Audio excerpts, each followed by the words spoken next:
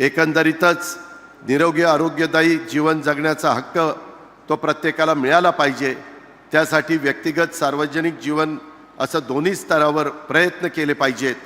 आता आमच्या मंत्रिमंडळामध्ये सर्वात फिट मंत्री कोण आहे तर ते गिरीश महाजन आहेत। 60च्या पुढे गेलेत, पण कोण म्हणणार नाही ते बाबा 60च्या पुढे गेला।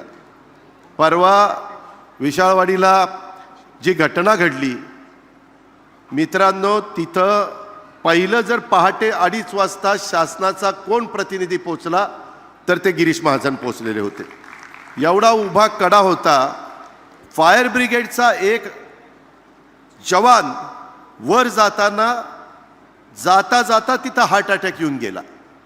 एवढा तो म्हणजे ट्रेकिंग करता जातात अशा प्रकारची ती जागा, पण आरोग्य अतिशय फिट ठेवल्यामुळं आज त्यांचा दंड तुम्हाला तपासता येणार नाही, पण मी त्याचा दाबून बघत असतो दंड कसा आहे, एकदम फिट आहे।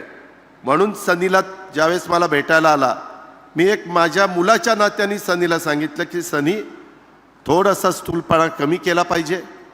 त्याच्याबरोबर आलेच्याला पण सांगितलं ज्या त्या गोष्टी ज्या त्या वयामध्ये झाल्यानंतर आपल्या स्वतःला पण मदत होत असते, आणि आपण ज्यावेळेस समाजाचं भलं करायला जातो त्यावेळेस सुरुवात आपल्यापासून झाली पाहिजे।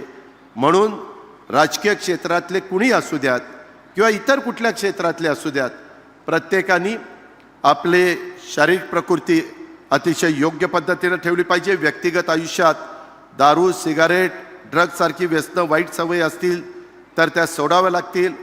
सकाळी लवकर उठावं, मैदानाचे खेळ खेळणं, व्यायाम करणं, पोषक आहार घेणं यासारख्या सवयी स्वीकाराव्या लागतील। वैयक्तिक सार्वजनिक जीवनामध्ये आपण सगळ्यांनी स्वच्छतेचा अग्रक्रम द्यायला पाहिजे, अशा प्रकारची माझी विनंती आहे। एबीपी माझा, उघडा डोळे बघा नीट।